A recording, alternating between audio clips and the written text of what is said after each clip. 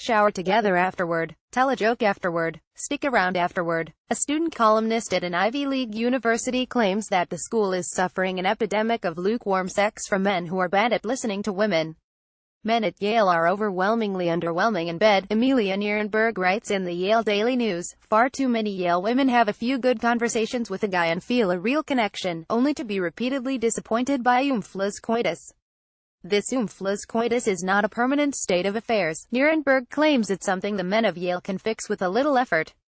But, at least right now, it's an epidemic with a simple cause. Men at Yale are bad in bed because they are bad at listening to women. Nierenberg's advice: Step 1, listen to your partner. Step 2, act on that. That's it, she writes.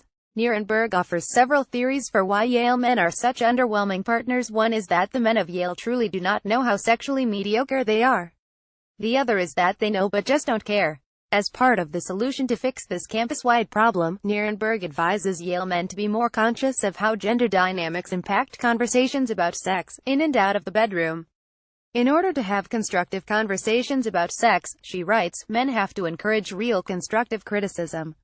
From the piece, most men at Yale don't think to ask for advice because they are practiced in believing their own exceptionality. As a result, mediocre man sex manifests in silly, sad ways. Yale is full of men who enthusiastically recommend Kurt Vonnegut, pontificate about debt policy, or tell you about their successful startup. These are the men who do not reciprocate oral sex because they don't like the taste or think it's complicated. They are the men who react to an orgasm in jaw-dropping amazement because they never cared enough to ask their previous partners how the experience had been for them. Somehow, none of these men have ever bothered to read the Find the GSPOT WikiHow, or, even more easily, ask their partners if something feels good.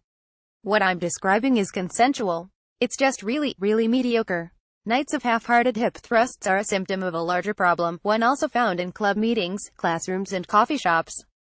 Men talk over women in meetings, men willingly unload emotional problems onto women friends, and, yes, men orgasm while their partners repeatedly do not.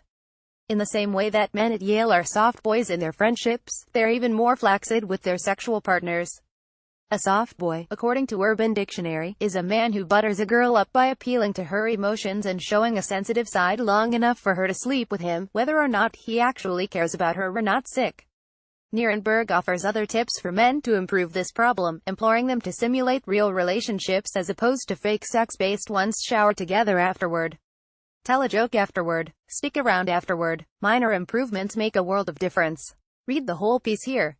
More Harvard Sex Week: 13,000 condoms, 1,200 bottles of lube, and BDSM in the dorm. Lesson: More U Chicago Sex Week includes love enchantments, sexual pain workshop, BDSM tutorials. Image Shuttershock. Like the College Fix on Facebook. Follow us on Twitter.